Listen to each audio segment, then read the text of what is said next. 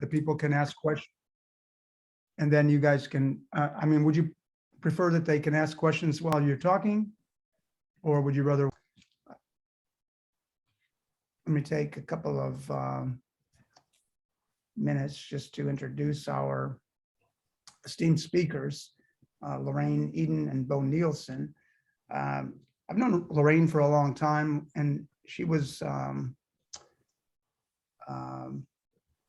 originally from Canada. Lorraine joined the management department at Texas A&M in mid-1990s. She's now Professor Emerita of Management and a joint appointment as Research Professor of Law.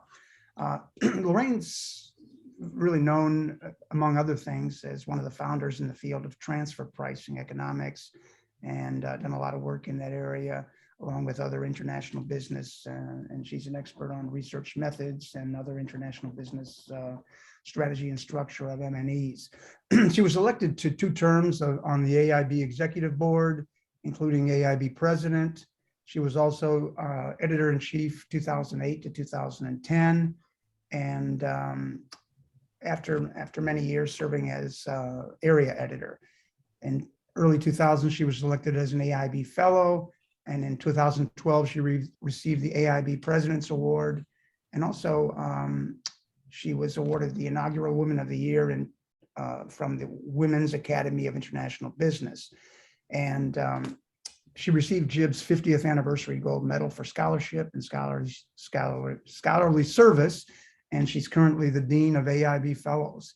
So Lorraine's just been a solid member of AIB for many years and instrumental in really developing and changing the field as she continues to be involved in that area.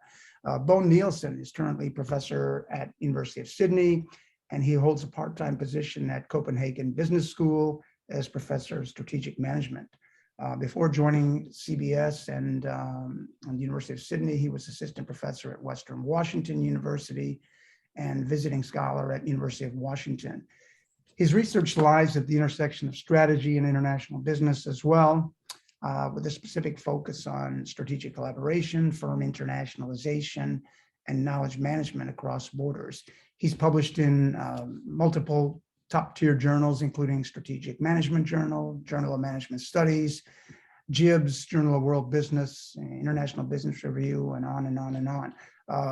Both Lorraine and Bo have published extensively on research methods in international business, and they're going to talk to us today about some of the complexity associated with this subject matter, international business, which has become a recent hot topic. So the format we'll take is Lorraine and Bo will speak for 30 to 45 minutes or so, whatever it takes. And if you have any questions in the audience about clarification matters that are simple, easy questions, you can either raise your hand or put them into chat. But if they're more substantive questions, we'll have a lot of time following their presentation to answer those. So I'll turn it over to our guest speakers, and please give them a warm welcome. Thank you, Lorraine, and thank you, Bo. Thank you very much, Len. Let me say that Bo and I are delighted to be here today, and thank you to the Ibero-American Academy of Management for inviting us to talk about some of the work that we've been doing together recently. And I just want to say also Happy New Year. Today is February the 1st. And so this is the year of the tiger, and I wish everyone great fortune and good luck over this next year of the tiger. Let me just talk to you a little bit about what Bo and I are going to do today. And we are going to talk about how we think about complexity in international business research, and specifically on some of the implications for that in terms of research questions and in terms of research methods for investigating those research questions. I'm going to start off, I'll do about the first half and then pass it to Bo to look at the sort of second half of the talk. And so let me just see if I can properly share my screen here. And okay, I'm going to pick this one. I'm going to share it and I'm going to go from the beginning. Are you all seeing my screen now? Have I got it done right? Yes. Lynn, okay, good, thank you. All right, so look forward then we're going to talk You about. could maybe make it a full screen if you can. I think it is a full screen. It's not a full, maybe it's not a full screen on yours, Lynn, is that possible? If everyone else has got it, that's fine. I don't know. No, it's not full screen. You gotta hit the run the show. Slideshow. Then from beginning, maybe, or something. Slideshow from the beginning, isn't this it? Try. Well, okay. Is that full screen for you? It's full screen for me. Nope. No, it's not full screen for you? No. Oh, No. okay, let me see. Should somebody to display settings? Nope, that won't do it. Somebody tell me what I'm missing here to make this full screen. That should have been it. I don't know why it's not. Try down in slideshow. Yes. Oh, I see it. Hang on, hang on. I gotta get my mouse over here. Here we go. Yep. Are we now full screen for you? Yes, mm, no? No yet. neg- No yet. negative. It's still not full screen. No. It's interesting. It's full screen on mine. Yeah, no, it sometimes, as Heiko mentioned, if you have two screens, sometimes it's better that stop sharing, put your presentation with when screen show, and next share in Zoom your presentation. All right, so I'm going to do a slideshow from the beginning. And then I now have to get to,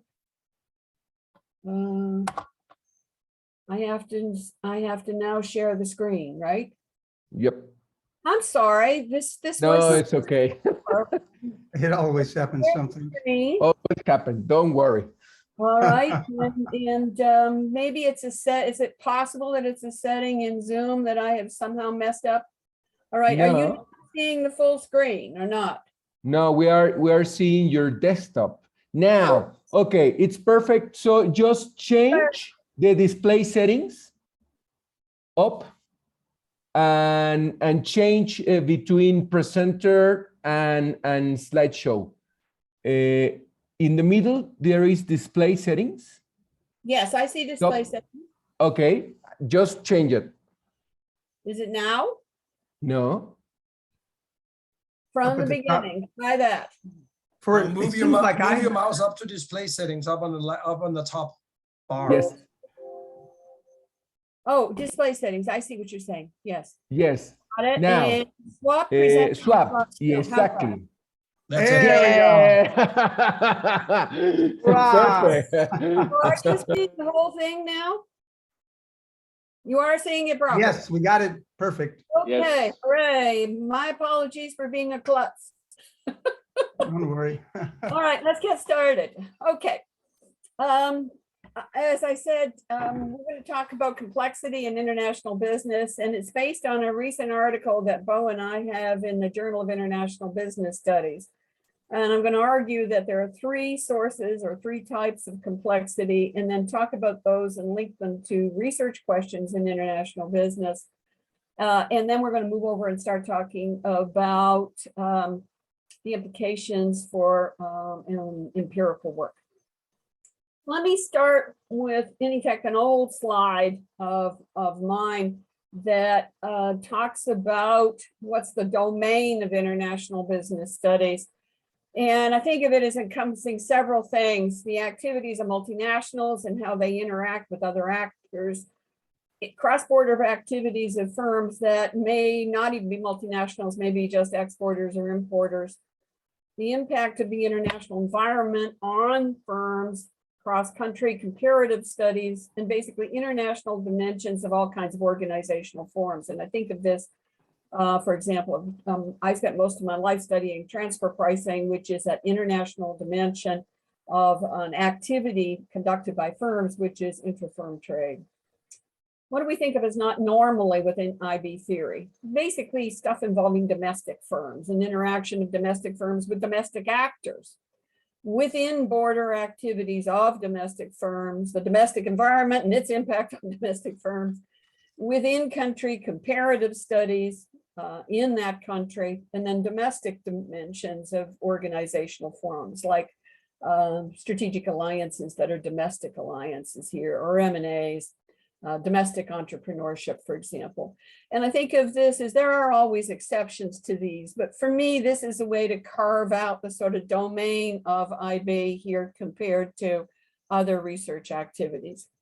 When I became editor of Jibs, in the very first editorial I ever wrote, I talked about this, that my view of thinking about IB has been for a long time that it really is a matrix, that within the College of Business, there are multiple mainstream disciplines, accounting, economics, finance, for example, and they have a variety of topics that are covered in here. And here I've suggested some of the main topics, for example, that management covers: OB, HR, entrepreneurship, strategy, for example, marketing, consumer behavior, quantitative methods, strategy. But all of these disciplines have a commonality that they have a course in international too. And so I think of, we have international finance, international accounting, international economics. If you put them all together, they fall under the big hat of IB, of international business. And for me, when I say IB, I'm thinking of it as a row in a matrix defined by the mainstream columns here. And it picks up where the focus in effect is on the I, on the international, in other words, on the adjective. And I've always thought of the Academy of International Business that way. It brings together scholars from business schools all over the world who are interested in the adjective international, where business is defined as covering everything from finance and accounting. Okay. Having set that stage, if IB is a boundary spanning area, it spans multiple disciplines across that row. Bo and I have argued that this creates a lot of complexity for international business theories. And it's partly because what happens is international business involves crossing national borders. And you can see I've got the flags down there on the left. It involves crossing cultures, and a little picture of Hofstede there, and it involves crossing disciplines, and there's my row in the matrix of the business schools here.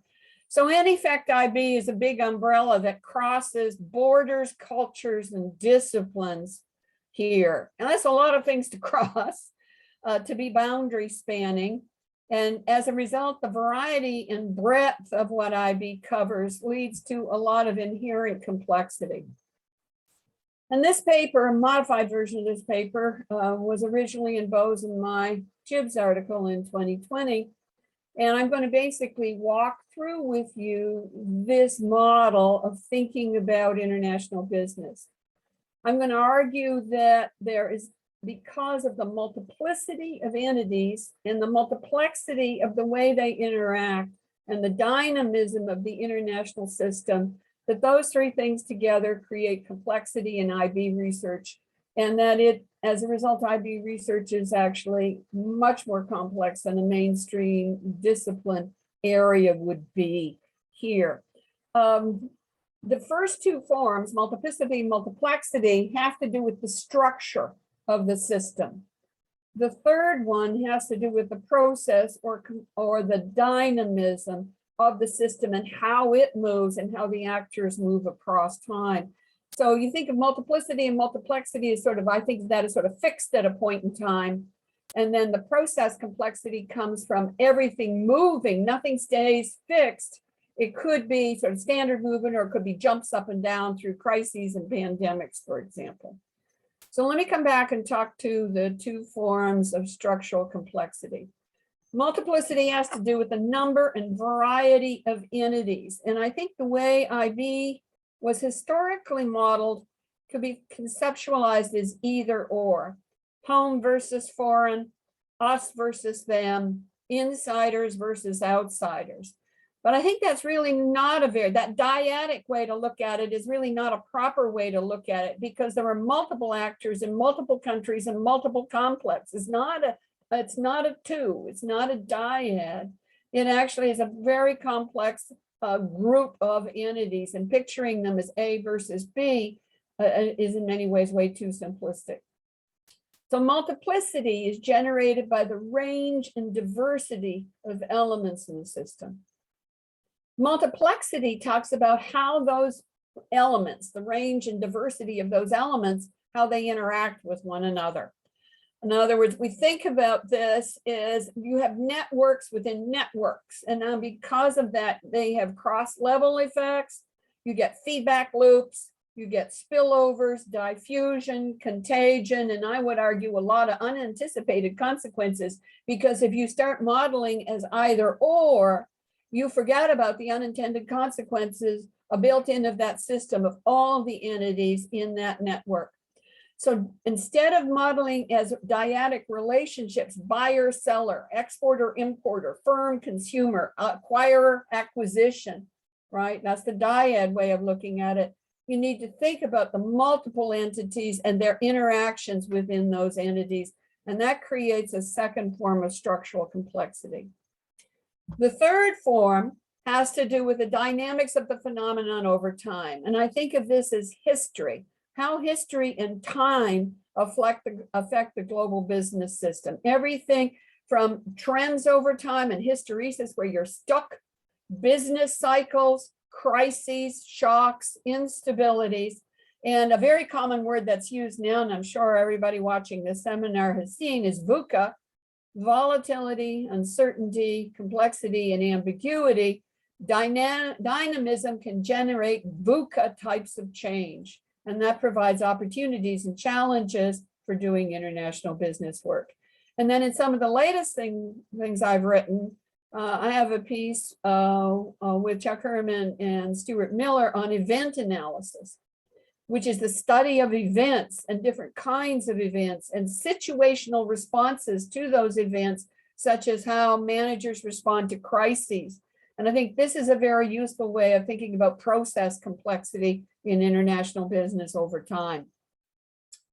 Now, if you think about these three forms of complexity, structural complexity from multiplicity and multiplexity, and process complexity from how the system moves over time, what have we done with this as IB scholars in terms of thinking about research? And I thought about this for a long time, and it suddenly struck me when we were writing this paper, Bo and I were working on this paper, that you could think about how research had changed in IB from sort of the early research questions we asked to the research questions that are being asked now. And we're calling these the 4Ds. These are the 4D lenses on complexity. And I think of these as the 4 types of research questions we ask. And I'm considerably older than Bo, so I can say I was around for all of them. He wasn't, but I was around and remember when the early questions were being asked here. And the early questions were focused on just the difference. Talk to me about the difference between being here and being there. I'm a Canadian. I grew up on the Canada-US border, and I could think about the differences, and I've actually written about the differences of being a girl growing up on the Canadian side of the border in the 1960s, okay, when immediately across the river, and in those days you could walk across the river, right? You didn't need a passport to do that. You could walk across the river, and the high school on the American side of the border, and the boys in my high school were being drafted to go into the Vietnam War. So I grew up on one side of the border with the boys graduating from high school and going off to university, and on the immediate opposite side of the border, the boys were growing up and graduating from high school and going off to Vietnam. So those differences between being here and there preoccupied IB scholars, I think, from the early work that was done on this, the stuff that was done by Ray Vernon, by John Dunning, for example, here, even Buckley and Casson, I would argue they were focused on here versus there in the work on the theory of the M&E.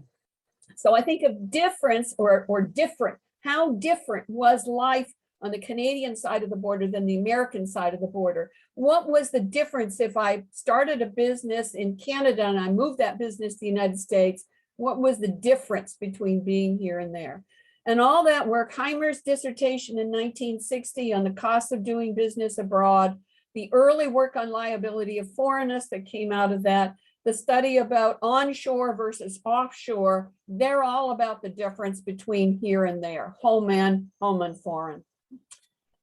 Distance, in other words, asking how different are things? How different is home from foreign?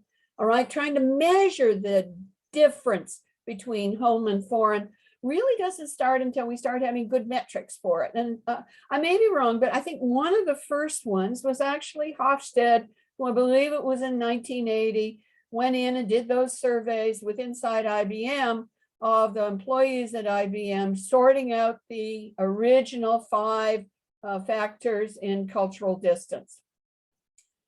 We also have had a variety of those. The simple ones, people, I guess one of the earliest ones that was done would be the geographic models of international trade, where geographic distance between countries, great circle distance between countries.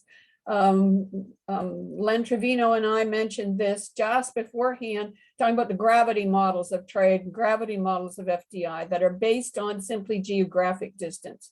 So we have geographic distance, we have cultural distance, we have all kinds of institutional distance here. And usually distance is used as, these measures of distance are used as antecedents to then predict how a firm is going to respond to that and what happens to, in other words, eventually to its firm performance from here. And the picture I put is pulled out of a paper that Stuart Miller and I did that was published in the in AIM in 2004 called Distance Matters. And it's about that. It's really all about the types of the empirical types of data that we now have on CAGE, for example, institutional distance, geographic distance, cultural distance, regulatory, normative, cognitive distances as antecedents that predict, for example, cost of doing business abroad and the liability of foreigners, which I see these two things as different, right? LOF is part of the cost of doing business abroad, but they're not identical arguments. And then thinking about that in this paper, we focused on how that influenced the mode of entry. But, it can influence lots of decisions, location decisions, acquisition decisions, and then that then affects eventually firm performance. So this second lens, I think, starts about the time that we start getting empirical measures that can be used to physically measure the distance between here and there. Think about the work on corruption doesn't really start until Transparency International measures the level of corruption in different countries. And once we have those measures of different levels of corruption, we can estimate the distance in corruption level between them and use that as an antecedent to predict what firms do. And in the work I've done on corruption, that's what we've done. We've taken measures of bribery and used bribery to predict how firms behave and how that then affects their performance. The third lens is much more recent. And I think the third lens looks at variations within and between contexts. So it looks like, for example, variations inside a country that may influence things. I think of some of the work that Stuart and I have done, for example, on where Asian banks locate in the United States. So we had data at the MSA level within the US, and we knew where the banks had located, and we proxied for where they located based on the types of distance, cultural distance, institutional distance between the countries.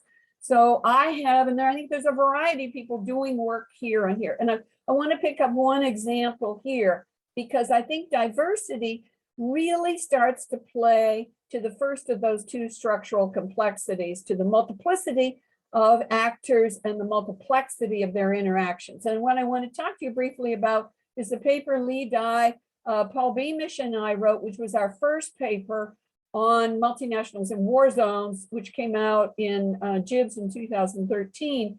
And it's a paper on exposure.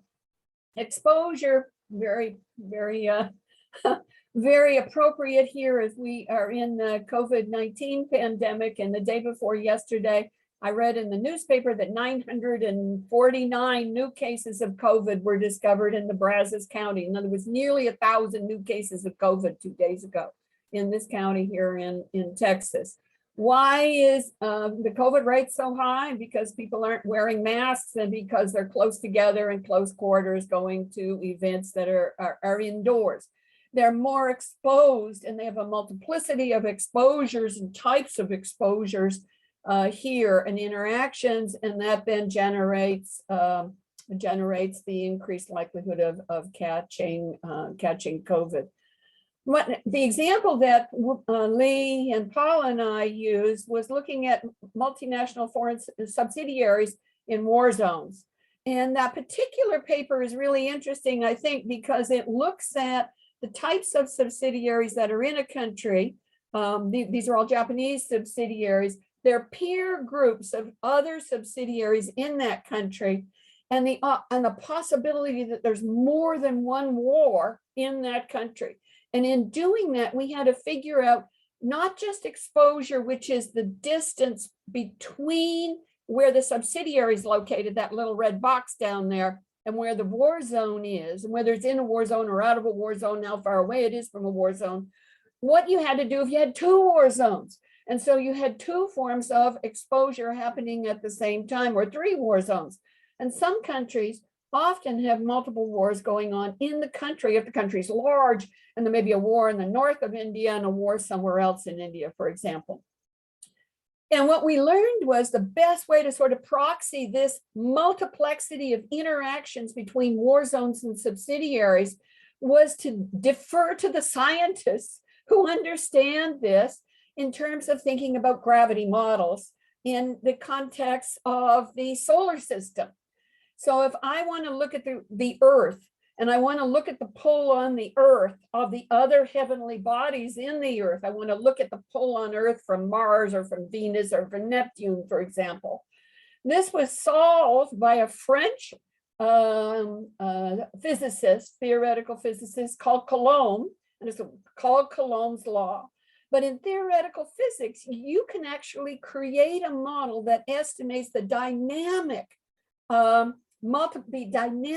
exposure created by the multiplicity of interactions among multiple actors here. And I think Coulomb's law offers a wonderful opportunity for us to get at multiple forms of distance and the gravitational impacts of those distance. And one of the reasons why I'm talking about this is I want to just urge researchers in IB to think about Coulomb's law if they're engaged in a research question that has diversity in it, because that form of diversity can be captured in terms of the multiple distances here, those multiple interactions, through using this Coulomb's law to get at the relative gravity and the maybe the way to say it is the combinatorial overall gravity of multiple bodies pulling on at different amounts of times. Okay. The last lens is the one I think is the newest, and I guess a good question is whether this one is going to be persistent or not. This is one that I've called disparity.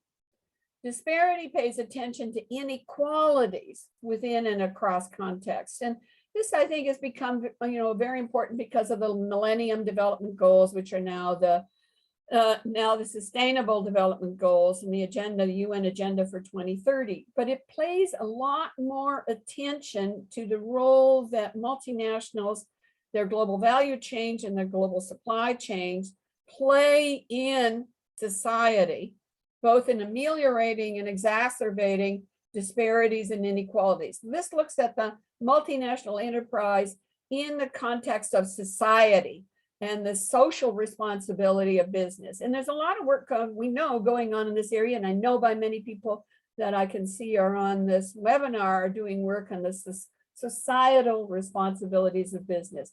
It's an old lens. I'm a Canadian. Stephen Heimer was a Canadian. I've read pretty well most everything he's written. Heimer's early work was work on the cost of doing business abroad, but his later work was not. It was on uneven development. Heimer became a neo-Marxist, And he was very focused on disparity. And if you haven't read some of his work on uneven development and disparity, and you're interested in this area, you should. And since I'm talking to the Ibero-American Academy of Management, let's talk about people like Cardoso, for example, and Peter Evans, who wrote on Brazilian foreign direct investment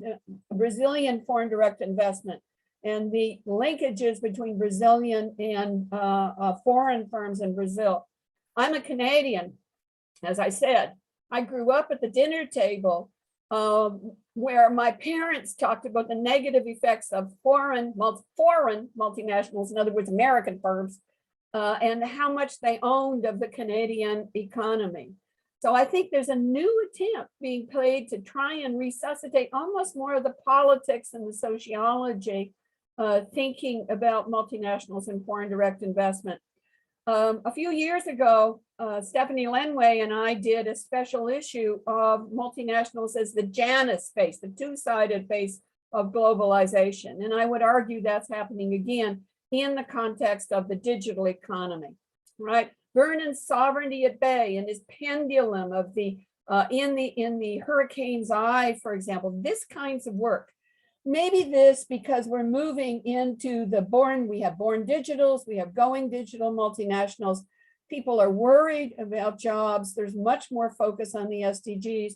I see this as a possible new fourth lens, focusing on disparity and the social impacts of business. Okay, how can IB scholars deal with these forms of real world complexity? Well, I think there's two ways. Mark Casson has a new paper out in JIBS that's just up on AOP now. It's not physically, I think, in print yet, but it's up on AOP. And Mark and Peter Buckley have for a long time been very focused on using mainstream economic methods to basically do parsimonious, simplified models of the real world. I have a PhD in economics. All of the initial work that I did in my life, probably up till about 1990, was using those economic models. So I'm very familiar with comparative statics and dynamics and the way one does first order and second order differentials and solving those models to get predictions and then going on to work them out. But Mark and Peter, and in this new piece by Mark Casson, have really argued strongly again for going back to using internalization theory and the simple basic models as a way to explain IB. I think there is another way to go, and that is frankly to move into the qualitative space and to do partial models of systems, fuzzy set qualitative comparative analysis, and longitudinal case studies over time that I think very much enrich our understanding of IB. So I think there are various ways that you could do theory for here.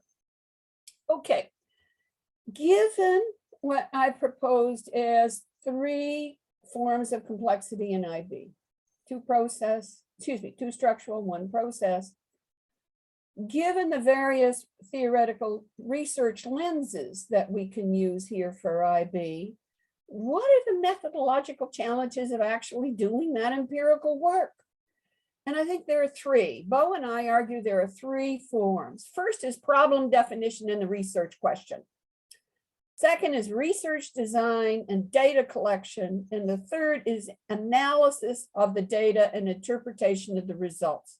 And I'm going to turn it over to an expert on this, Bo Nielsen, to talk about these three issues. So I'm going to stop my share, Bo, and are you going to pick up or do you want me to turn your slides?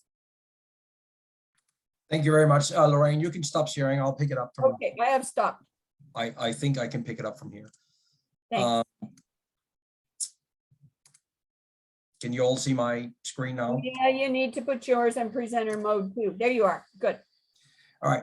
So thank you very much, Lorraine and Len, for having us, and Lorraine for your fantastic overview of all the research back, from before I was born. You're absolutely right about that. I was born in '71. I just turned 50. So yeah, I don't know much, and I'm very young still. But there's also something to be said about youth. Although I say that with tongue in cheek, because I don't consider myself that young anymore.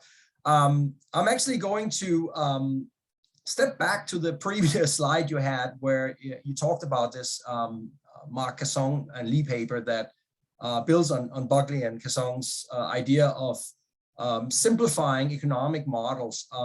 Because I'm actually going to argue, as we also sort of do in the paper, that we have to be careful we don't simplify international business too much. And there are also ways methodologically and theoretically where we can actually accomplish a lot more than we do and account more for this complexity of the three natures that we saw: multiplicity, multiplexity, and dynamism, and also perhaps include the 4Ds. So I'm a bit at odds with the idea of being too parsimonious and parceling out a complex issue. Instead of that, I would urge us to try to think about how we can build this complexity into our models. So that's what I'm going to talk about. But before I do that, let me just talk a little bit about complexity in international business, because I just experienced that on my own body. What that means. So I live in Australia normally at University of Sydney. I was visiting Copenhagen and I decided to go to Seattle, where I am right now. And to get to Seattle, I had to fly through Reykjavik in Iceland. And as we sat on the tarmac 2 days ago in Copenhagen, I had all my passport, visas, vaccinations, PCR test and whatnot in order, or so I thought. But as we sat on the tarmac, we were delayed 2.5 hours due to some unforeseen complications in the airspace over Norway. Now, when I looked at the map, we weren't flying over Norway to get to Iceland, but apparently we were flying through Norwegian airspace. And because of some technical issues with their airspace, we couldn't get off the tarmac in Copenhagen, which meant that we arrived a couple of hours late into Reykjavik and missed all of our flights onwards to the US. So this means that in international traveling, which isn't easy as it is, but right now it's even more complicated. So I got stuck in Iceland for 24 hours, and we also got hit by a blizzard and a snowstorm, which made it very complicated to get out of Iceland last night. But as I'm sitting in Iceland thinking about this, I'm thinking, what are the implications of us missing the plane tomorrow? And the implications of missing plane 2 with more than 24 hours would be that all of our testing that we did pre-boarding in Copenhagen would no longer be valid, which means we would all have had to be retested in Iceland. And you can imagine what would have happened if one of us or any of us would have had a positive test of COVID in Iceland. In fact, I asked them in the airport what would happen, and they said, well, you would have to then isolate for 7 days in Iceland. And then you wouldn't be able to fly on to the US. You also wouldn't be able to fly back to where you came from, most likely. So nobody really knew what that would mean other than it would be a mess. Fortunately, we decided we didn't need to get tested again because we were within the 24-hour or 48-hour rule. As it happened when I arrived in Seattle, they asked for a lot of other papers than the ones I had with me, but they didn't ask for my COVID test. They didn't ask for anything about the delayed flight in Iceland. And they were much more concerned with my visa status and my passport being Danish, but me living in Australia and now going for several months to the US. So this was much more of an immigration issue than anything else. But this kind of illustrates where we're at in complexity in international space right now. And I think this has become, of course, even more complicated with COVID. We also did a paper last year on what we call liability of international connectivity.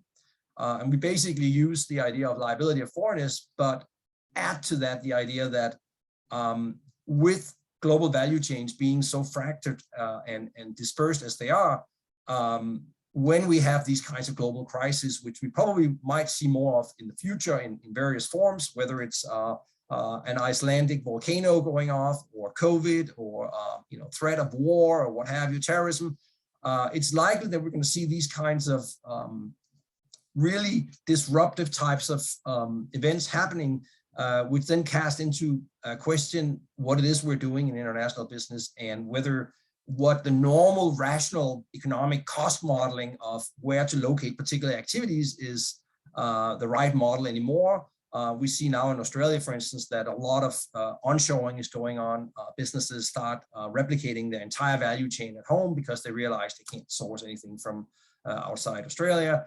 In fact, we had problems getting vaccines in Australia because we weren't allowed to produce them locally. And of course, the European Union decided that we weren't part of the European Union, so they didn't want to send them to us until everyone in Europe were vaccinated at least twice, and on and goes and on and on. All right, so what does this all mean? Well, I looked at we looked at in the paper, these three types of complexity that Lorraine spoke to. And I was thinking about in terms of what is it we're currently doing that sort of limits our ability to account for these complexities in an orderly and methodologically correct way. And I think on the multiplicity of entities, so the idea of there's a lot different, so a lot of them and a variety of different entities that are involved in international business activities, as Lorraine was talking about, I think there is still too much of a macro focus in our IB research. And so Lorraine spoke about Hofstede's wonderful study of cultural differences and distance. And, we have the globe measures, and we have various other types of ways of looking at institutional and what have you. But it's all pretty much at the macro level. And reality is, when you speak to business managers and decision makers, it really isn't about country choice or country differences, but it's much more about micro locational types of differences. So we need to be able to study the right level of theory and the right level of analysis. And often this involves going way beyond the national or regional context that is still predominant in a lot of IB studies. So obviously I've done some work on global cities where we talk about how multinational firms are locating specific parts of their value chain in specific cities around the world, but not only in specific cities, but also where do they locate these activities? Is it within the city center, or is it the periphery of the global cities themselves? And this has a lot of implications for how businesses connect with each other and reduce their liability of foreignness cost or liability of connectivity cost. And I think we need to make sure that we don't, I call it mask real world managerial decision-making by elevating it to the wrong level of analysis and focusing too much on macro context. IB is all about context, and I fully agree with Kasson and Lee, and of course that's our sentiment too, that it's the contextual differences that makes IB so special and additionally complex from these other disciplines that of course also have a lot of complexity. So we need to make sure that we also account for that, and we have to account for it at the right level. So that's the multiplicity of entities. I think we're at the wrong level, often too macro still in our analysis.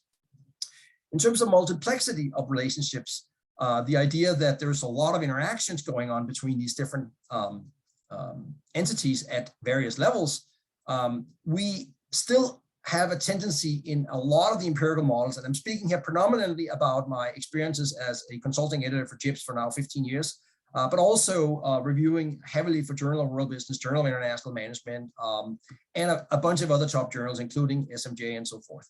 And I see a lot of what I called overly simplified models where, because of the need to have relatively high R-squares, or at least find significant relationships and test our hypothesis, we see this tendency to dumb down our models and only focus on very few independent variables, and typically also very few dependent variables, typically only one or maybe two dependent variables. And if we do have moderation, it's usually one moderator, and it's often a very simple type of moderation effect where we see some kind of dichotomous variable coming in and looking at VUCA versus non-VUCA, volatile versus non-volatile, or uncertainty high, low, or something like that.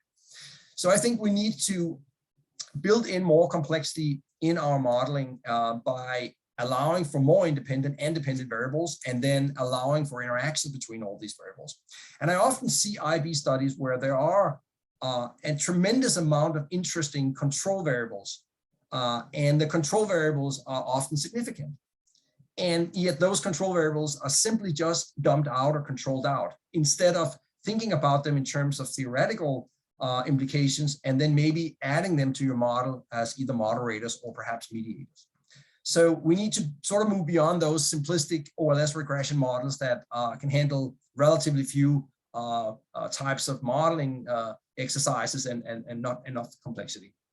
And then, of course, there is the dynamism that Lorraine spoke about, which I think we can all agree that the world is becoming more and more not only volatile, but the rate and types of change that we see in all of the different complex systems that are playing into the IB phenomenon is simply so complex that we have to do something about it. And I think there is still too much cross-sectional analysis in particularly IB, but also in many other types of management and organizational studies. And I think it's time to bring time itself back into our modeling and theoretically and empirically account for what does it mean when things change. And instead of just looking at change in terms of longitudinal data set, we also have to think about modeling that change. So I'll talk a little bit about how that can be done in a minute. But before I do that, let's just get back to sort of the punchline of one of the punchlines of our paper, and sort of what we're trying to say about how can we cope with this complexity is a return to research design. So we need to go back and start thinking about what is the problem that we're really looking at. Can we identify a problem or multiple problems that are also researchable within the constraints of data and complexity in theory. And I think there's wonderful theories and wonderful data sets and wonderful methodologies that can help us design our studies in a way and design and define our research questions in a way that allows us to do that. But often we see sort of ex post theorizing and even modeling where it's much more data driven than it's theoretically driven or phenomenon driven. And I think that's not necessarily what will account for this complexity and what I call realism in international business. So it's very important to think about those in terms of your research design. How do we sample correctly? What would be an appropriate sample size? What kinds of data at various levels do we need? Do we need to account for dynamic changes in time in our set and so forth? We also have to think about equivalence across context. It's very often that a phenomenon or even the data are not really equivalent across different types of cultural, institutional, or other types of contexts. And so instead of assuming this equivalence, we should rather focus on the non-equivalence of these concepts and theories and data, and then use that as a modeling exercise to account for this complexity. And as I'll talk about a little bit more in depth here in a minute, we need to think about how this complexity can be accomplished with existing methodological advances that we see in other fields.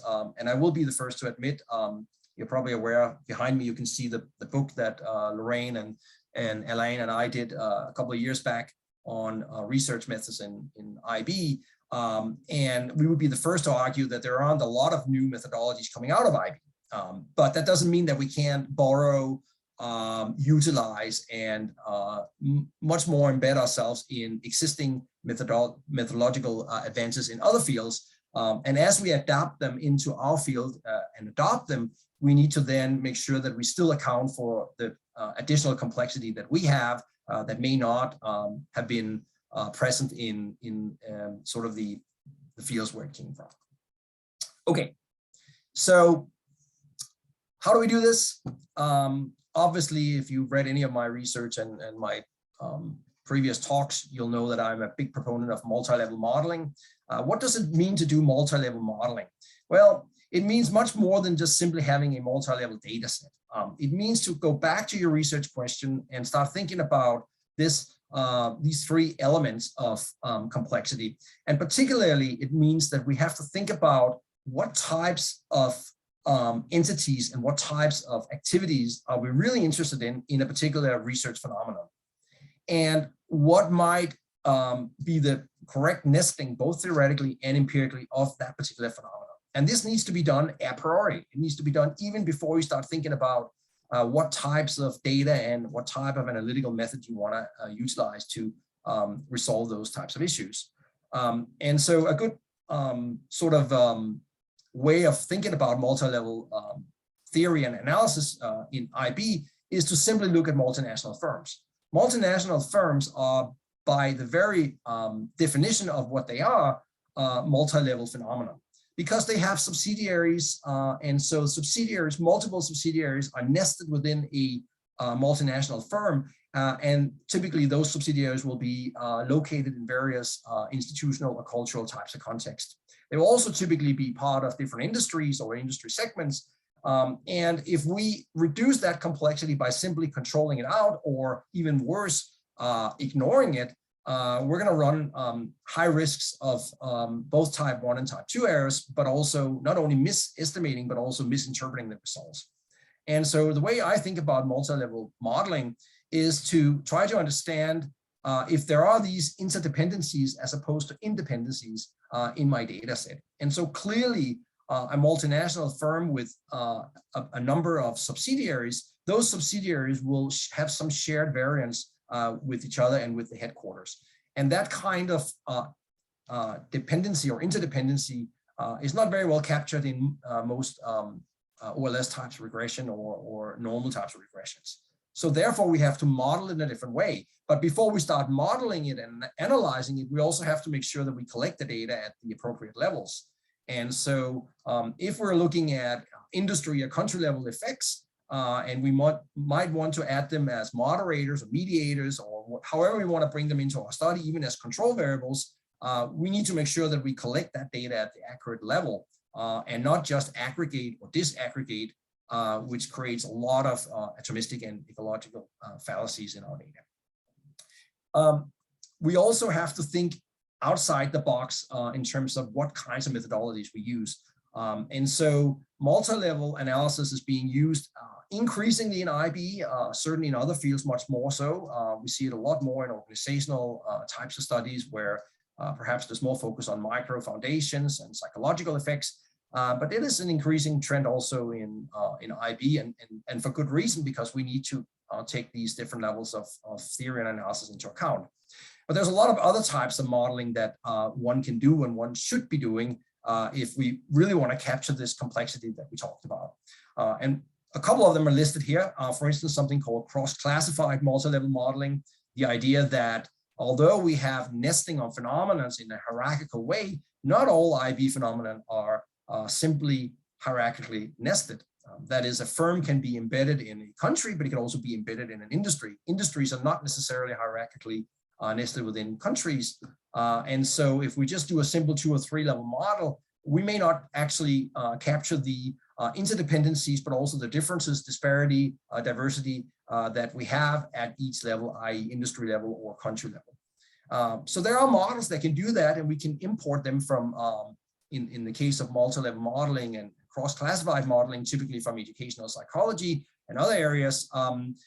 We can also think much more about how we can add this dynamism or complexity to the time dimension of our studies.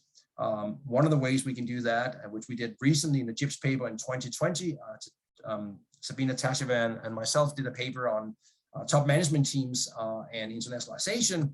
And we did a latent growth modeling exercise where we not only accounted for the dynamism in the data set in terms of longitudinal data, but we also modeled the drivers of that change. So what are the factors that actually influences various types of changes in your data, as opposed to simply accounting for the fact that there is change. And these kinds of models, I think we're going to see an increasing use for in IB because they capture precisely the essence of the complexity of both multiplicity and multiplexity, and then you add the dynamism to it. So you can actually capture all 3 of the dimensions of complexity in one model. For instance, if you were to do a latent growth modeling exercise that's also multi-level, where you have mediation. Okay, so back to the multiplicity of entities, the first one of the 3 complexity dimensions that Lorraine talked about. And to operationalize this, when I teach research design, I always like to think about things in terms of questions. So what kinds of questions should you ask yourself as a researcher when you embark on a journey in international business? What is it that you really need to focus on so that you can get this right? And I think in terms of multiplicity of entities, I would ask questions about who and where. So what is the unit of analysis here? Who is it I'm interested in? I call it the focal level of theory or focal level of analysis. And it's often, but not always, driven by your dependent variable. So if you start out with a dependent variable, say firm level performance, then you start thinking about, well, where does that firm level variance and firm level performance come from? Do I think it comes from only one particular type of activity within one firm, or is it something that crosses boundaries, firm boundaries, institutional boundaries, national boundaries, and so forth, even industry boundaries? And as you start thinking about where the variance in your dependent variable comes from, and you go backwards, you can answer this question of who and where should be part of your modeling exercise. And rather than reducing complexity down to perhaps as transaction cost and internalization theorists would have to do in economic terms to look at rational models, I think it's a perhaps better exercise to try to combine theories and combine perspectives and do a little bit more complex modeling where you allow for multiple actors, multiple entities, embeddedness of those entities, and also look at how that reflects in your independent and dependent variables as you model that. In terms of multiplexity of interactions, this is the what and the how question. So if you know what is driving the main variance in your independent variable, or dependent variables, and I would encourage much more studies of multiple types of dependent variables in the same study. But if you know what's driving that variance, then you start thinking about, are these independent drivers, or is there some kind of interdependencies? Are they nested? Are they interacting with each other? If they are interacting with each other, then how? Is it a two-way interaction? Is it a three-way interaction? Are they mediating effects, and so forth? And I think the more we start thinking about that, we get to the real issue of how decision-making in international business is influenced by these levels of complexity. And it's not impossible to model that. And even if you can model all of the complexity, which obviously you can't, at least when you reduce the complexity, you have in mind how and why you're reducing it, and you can justify why certain things are controlled out, either in your context of data collection or theoretically. But just to ignore it would be to do a disservice, I think, to the international business community. And so what we really need to think about is how can we capture as much of this real world complexity as possible without making it too complex, but also without dumbing it down too much, so that what we come out with is a subset of a phenomenon that perhaps is very far away from reality. And I already talked about this last one. Obviously, the dynamism is the when question. When is much more than just longitudinal data. It's also when should I be studying a phenomenon? If I do have cross-sectional data, then I have to be very careful with when was that data drawn from. We all know how the global financial crisis, now we'll have COVID and other types of events that are going to influence how we interpret our results in our data.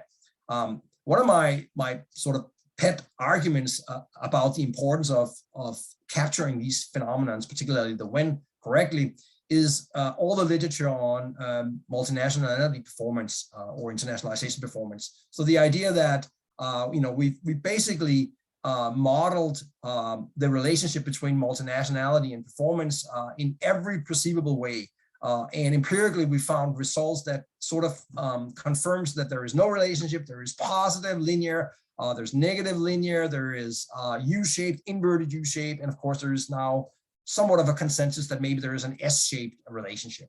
But all of these models, particularly the S-shaped model, is based on some theoretical premises. And one of them is experiential learning, that firms learn to reduce liability of foreigners over time. And so it's interesting that more than 85% of these studies on multinationality performance have cross-sectional data. So how can you talk about experiential learning over time and reducing liability affordance, how can you even talk about an S-curve or any kind of curve if you don't have longitudinal data? But even if you do have longitudinal data, how long is your data set? I see very few studies in IB that has a data set of more than 10 or 20 years. But most of the multinational firms that we're studying have been in business for 100 years. And so what you're capturing is perhaps a window of 10 or 20 years of a much longer period of internationalization of these firms. And if you're talking about S-curves or learning effects and so forth, then you should have the entire time span, or at least you should have the beginning of when they internationalized. And so these studies are fundamentally flawed, and they're flawed not because we can't get the data, but typically because we don't conceptualize it correctly and design our studies in the right way. And I also always tell researchers in IB, and obviously my own students always, that there's no exception to that, right? There's no exception for doing a poor job. You can't excuse the fact that you can't get access to something. Then you have to go back to the drawing board and define your research question in a different way. Okay, finally, I'll just talk a little bit about a piece we did in JIPS also in 2020, which you might have seen on triangulation. And the reason I'm bringing this up, and you can read the article yourself, but there is multiple types of triangulation discussed in that paper. And what we are arguing for is the triangulation is one of the ways in which you can ensure that when you do account for this complexity in IB, you do it in a valid and reliable way. And so by thinking about triangulation as more than simply methods triangulation or data triangulation, we can expand our horizon and make sure that we also do robust and reliable research. And here we talk about method triangulation, which is combining multiple methods. Lorraine talked about the need to do more qualitative research, and I think that's absolutely true, but it doesn't mean that it has to be qualitative research only. I would much rather see mixed methods types of studies that either start with qualitative insights and add quantitative studies to it, or combine them in some other way. Data triangulation is the same. We need to think about making sure that we triangulate data from not only multiple sources, but also multiple levels of analysis. Analytical triangulation and theoretical triangulation speaks to the same issues of making sure that we don't only utilize one particular technique or one particular theory. And I think IB is particularly subject to these complexities that will give rise to the need to combine and use triangulation in all of these aspects. And theoretical triangulation is certainly a must, I think, in IB. There's also contextual triangulation. And again, this has to do with what are the boundary conditions of the theories you're utilizing, and to what extent can they capture this multiplicity of variation in entities that IB is ripe with. And finally, investigator triangulation. It's always a good idea to have multiple people looking at what you're doing and involving them in your research projects. And fortunately, we see very few, and I say this perhaps not in the correct way, but it's very few IB JIPS papers or otherwise that are single authored. Not that you can't do it on your own, but I think this idea of teaming up with researchers with different skill sets, but also access to different types of data in IB becomes even more important. And when we think about equivalence of concepts, equivalence of data across different national contexts, then it makes sense to try to include some local scholars as well that may have a different view on what, how and what you can interpret in a particular context. All right. And so what do we end with in this paper, Lorraine? Lorraine and I went with words to live by. That's sort of the big conclusion of our paper, because we sort of say there's a lot of complexity here, and what are you going to do about it? Well, you're going to have to learn to live with it. And I think that's sort of the message we want to get through. You need to embrace it and bring it into your research design. And rather than reducing it away or controlling it away, you should try to engage with it and make it part of the strength of your research. And I think this is where IB research can distinguish itself from other types of disciplines like entrepreneurship, management, and so forth, strategy. And perhaps that's why JIPS is such a strong journal, precisely because we do embrace these complexities, and that adds to our theoretical and empirical development. We think, as I said before, triangulation is one tool that is extraordinarily important to utilize to make sure that you have reliable and valid research that accounts for these complexities. And triangulation is much more than just triangulation of data. Obviously, exercise due diligence and good judgment, and that also includes engaging in ethical and responsible research practices. And here we strongly encourage people to adopt the RBM practices, which are being also talked about in quite a few AIB and other types of webinars. All right, I'm going to stop here, Lorraine, because I think we want to get to Q&A session. Do you want to sort of? Okay, let me just sum up on the last slide.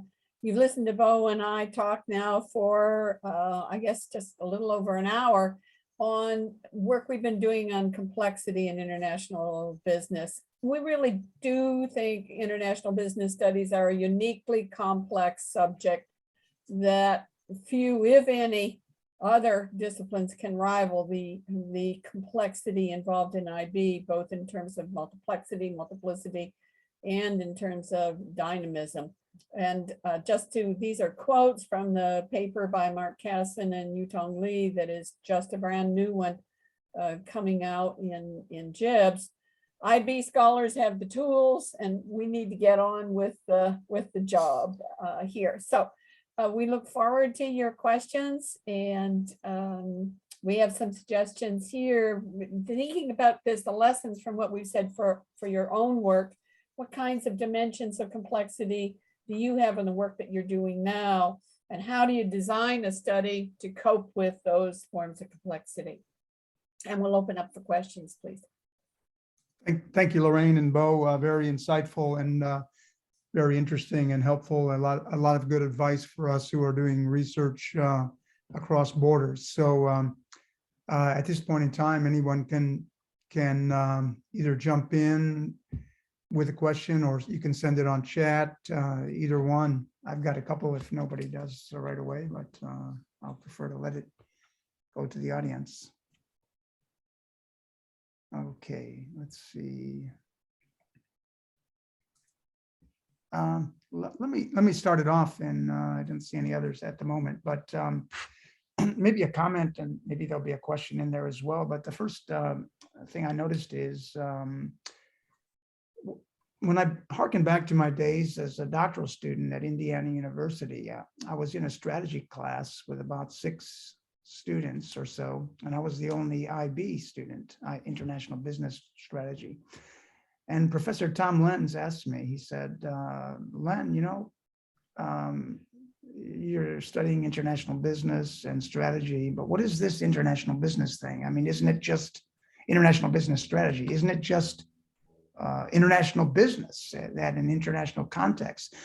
And I did my best to explain that it was more the overwhelming complexity, and not just that. It's the when a company internationalizes, it takes on exponential complexity in the form of different currencies, different cultures, different just so many different things. And I think Bo talked about this in the S-shaped curve. And what happens is that when companies become international, they may have some decreases in profitability right away. And then as they get, then they become more profitable.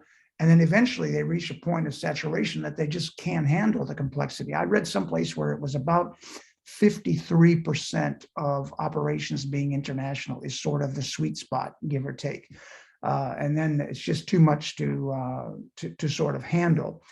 So that helps us just understand that it's just this inherent complexity that becomes, and John Daniels and I did some research on the degree of internationalization, and so that's, I agree with you in that regard. So that's more of a comment.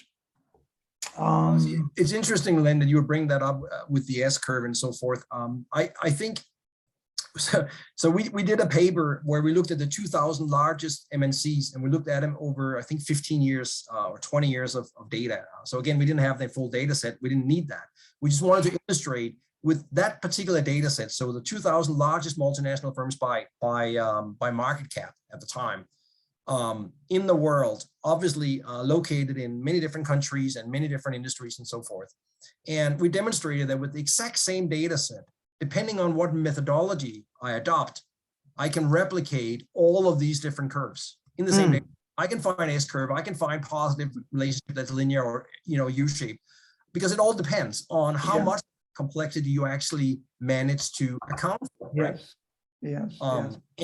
But you're absolutely right. I mean, there is complexity to the point where one can ask, and it has been asked in the literature, are multinational firms becoming too complex? Are they becoming too large? Is there a an optimal or maximum size beyond which it doesn't make sense anymore to keep growing, if you will?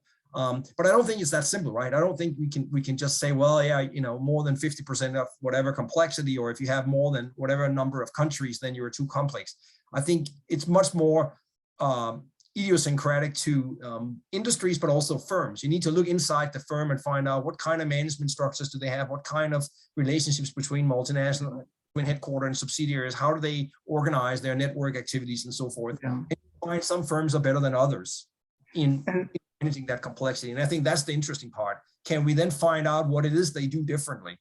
Those firms that apparently do it very well. And it's not about just adding more organizational complexity. It's typically a lot more about systems, whether they're knowledge management systems or other types of systems, or externalizing part of the value chain and so forth. Yes, and in the U.S. now, it's already becoming contentious as to where is the current inflation coming from. Is it coming from government spending, or is it coming because some of these very large companies have too much market power and they're sort of price gouging kind of a thing? So let's see if we have Let me just add a flyer on this.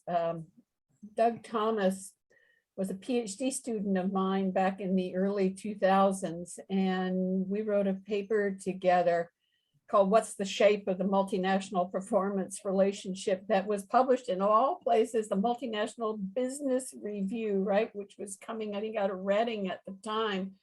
And it's been apparently the most highly cited article published in the whole Multinational Business Review. So I'm going to put in a little plug for Doug's and my paper. And we found an S curve and then argued theoretically for the shape of the S curve here. So I think it may be one of the very first pieces ever written on the S curve of the M&E performance relationship. So yeah, thanks, Lorraine. 2004. Yes, I know Doug Thomas very well. Also, we did a little bit of work together previously. So here's a question from Abdul. Abdul, if you want to ask the question, or I can read it either way. I'll go ahead and read it. He says, thank you, Lorraine and Bo, for the great presentation talking about the scope and complexity of IB. We seem to have omitted the B part by focusing on the I part. Research mostly focuses on MNEs while ignoring domestic firms as if they are waiting for their markets to be invaded. Lorraine mentioned that past research was mostly focused on differences. Going forward, should IB really focus on the business part of it by looking at how domestic firms and MNEs compete or coexist with MNEs? Let me take that. That's a very interesting question. I think both yes and no on this. So let me just explain what I meant. I think a lot of the work in international business, early IB, was on exporters and importers. And it is still true that the work on international entrepreneurship mostly focuses, in other words, the Born Global literature. When you really look at the Born Global literature, it's on international exporting. It's really not on foreign direct investment abroad. And I think one of the big strengths of the early IB research was moving away from international exporters to actually talking about foreign direct investment. And for me, one of the most interesting questions right now and this, I started from it from a tax perspective, but I think it matters in a whole lot of other ways, is how do you define foreign direct investment for a digital multinational engaged in digital transactions, all right? So my first take is, yes, I think there was a lot of work done on non-M&E forms of international business, in particular on international exporting, and I would argue the Born Global literature is still stuck there. It's still stuck on international exporters and has not moved to foreign direct investment. The second thing is, I think the new forms of international business, particularly digital transactions, you know, the Amazons, the Facebooks, the Microsofts of the world, Spotify, we need to figure out what the difference is between international exporting for them and foreign direct investment for them. And we don't have good definitions for digital firms. When did they stop being international exporters, and do they really start being national enterprises? And from a tax perspective, that's hugely important, actually. It is, and I would argue it has torn up the international tax and transfer pricing world for 2 years, because the OECD can't sort out the difference between what's exporting and what's foreign direct investment. The other piece I would say on this, I think the literature on the new small forms of multinational enterprises, the Etsy's, things of the world, are really interesting ways of thinking about different types. The SMEs, the small and medium-sized multinationals. So let me say, I think there's a greater heterogeneity of forms of international business than there used to be. So we now have more multiplicity of different types. That means the multiplexities of the ways they interact go up also. And these things react differently. Let me give you another example. 10 years ago, we had almost no work on global value chains. Gary Gareffi was out in the wilderness in sociology, working on GVCs for most of his academic life, studying textile industries and electronics, for example. The work on GVCs is everywhere in our IB journals now. The difference between global value chains and global supply chains, frankly, is not well understood.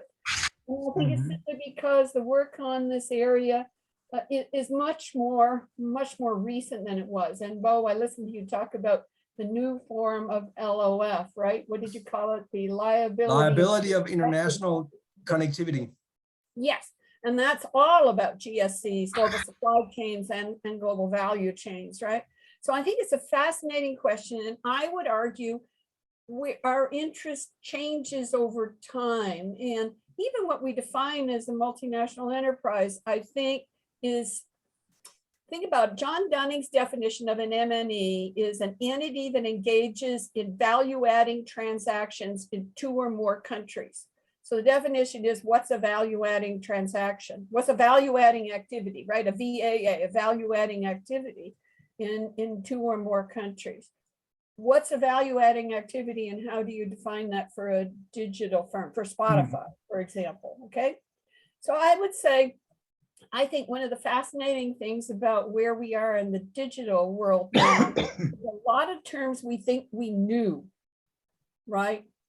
Now are kind of up for grabs in terms of definitions. And isn't that kind of a fun situation to be in? Yeah, I'll just add to that I don't know necessarily that we're focusing too much. I mean these, and I want to caution that we equate IB with M&E research, or even the difference between M&Es and non-M&Es. I think international business, at least to me, is a lot more than that. And so Lorraine talked about global value chains, and I think if you double click on any domestic firm today and you start, looking at where they source, whether it's labor or inputs or whatnot, they have an international connectivity or international aspect to it. So it's the very rare firm, other than perhaps very small, types of family firms, that are really purely domestic anymore. And so this global connectivity is everywhere. And so international business is much more than the large multinational firms.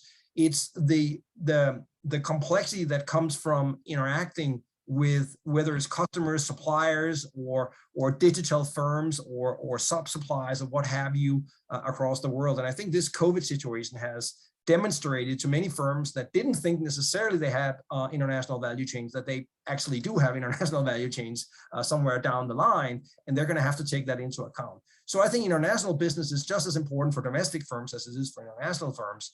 And I think IB has a ripe future for many different types of aspects of looking at various types of firms and boundaries of firms.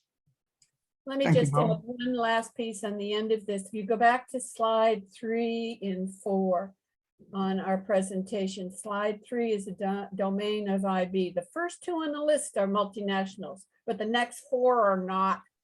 So that's a third of the things on the list are defined as MNEs. And then, so I think that Bo is absolutely right. The domain of IB is huge. It's cross-border, it's cross-culture, it's cross-disciplinary. We tend to identify multinationals as Stephanie and I called it the Janus face of globalization. Maybe now we would call it the Janus face of digitalization. But MNEs are not the only organizational actor that's involved in this system. A quick comment about some of the discussions that you've had made me realize that I've come full swing from some of my early work on macro, foreign direct investment and the gravity model and so forth. And then just recently I published a paper on the internationalization process where we proposed a conceptual model trying to get at these underlying micro activities, decision makers that sort of Johansson and Valny really left uncovered. They called it a black box. So Jonathan Doe and I published a paper in JIBS recently on that issue. So I agree completely with the Bo that we need to have more micro level and qualitative studies like that. We proposed a discourse-based view of the firm. And talking about differences as well, people have started talking about COVID a little bit. Carol Negri, Ratandir, and I published a COVID paper. We looked at, we used Hofstede's and Globe to say, why are nations responding differently to COVID, taking into consideration their cultural orientation. So this was a very exciting paper for us that just came out. I think it's physically in JIBS in the last paper in December. So I haven't even seen it physically out yet, but we hope that has a chance to help the world, respond to this pandemic kind of a thing. So I agree completely with this issue of qualitative studies, difference, and more micro level orientation. JIBS has certainly been more macro oriented over the years, but I think qualitative has become increasingly important as we're moving forward, kind of thing. And can I just do one more question? Go ahead, Bob. Yeah, go ahead and have another question. Is there anybody else that has a question? If not, I can make another plug for another article, since we're in the process of promoting ourselves. So I'll do my bit too. We did, because what Lorraine was talking about before is actually something that we've dealt with in a 2018 paper, maybe maybe 20 actually, in Journal of World Business. Global value chains. We looked exactly at Giraffi's work and all the work that came that's been done on global value chains outside the domain of IB. And then we looked at all the work that's been done in the Global Factory by Buckley and others, which is very much similar type of stuff. But the IB Global Factory and the Giraffe type of global value chains until recently haven't spoken to each other at all. They've been two separate streams. And we see that very often in IB, that we sort of reinvent the wheel, or sort of come up with some similar constructs that exist in other literatures. So we took those two streams and put them together and used the framework to organize it, and found strong commonalities, but also strong weakness, a lot of weaknesses with each one of the literatures where they really can inform each other quite well. And that's an example of how IB can help bridge some of these gaps in other types of literature. For instance, economic geography literature is now being brought in a lot into the IB literature, but it also goes the other way. These other literatures can also benefit from reading our stuff, I think. Someone else I just want to throw in there and mention who's influenced my work a lot is someone I've never met called Kasra Firdos. He unbundled the multinational into plants and different kinds of plants. And actually, Peter Buckley and Mark Casson have done the same. in their modeling with the squares and boxes, right? You remember those papers and jibs, different types of plants. In other words, you took the value chain and then looked at the different types of plants in that chain and talked about their strategic importance to the firm.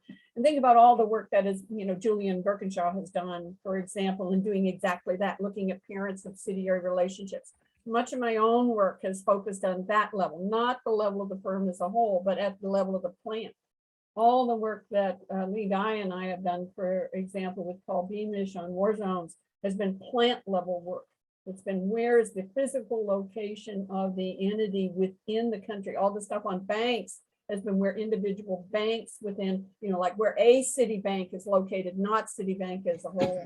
And I think unbundling down to the level of the individual plant within a country, recognizing subsidiaries can have multiple plants, right, doing different things. Think about, on clean production, we know that, right? So I think there are so many different levels, all the way down from the individuals and the top management teams, all the way up to the macro economy that fall within that, the big domain of IB. Anyway, I mentioned Kasra Ferdows. I like his work very much. How is that spelled, the last name, Lorraine? Ferdows. Kasra is Kasra. It's a he. Kasra Ferdows. Kasra. What's the first name? The last name is Ferdows, Ferdows. First name is Kasra, Kasra. Okay, So cool. both he and Gary Gareffi, I think, have been both very much outside of mainstream IB, but have contributed enormously to it in terms of, and particularly through the form of economic geography. Because if you really want to bring international geography into IB, you have to look at the plant level. That's right.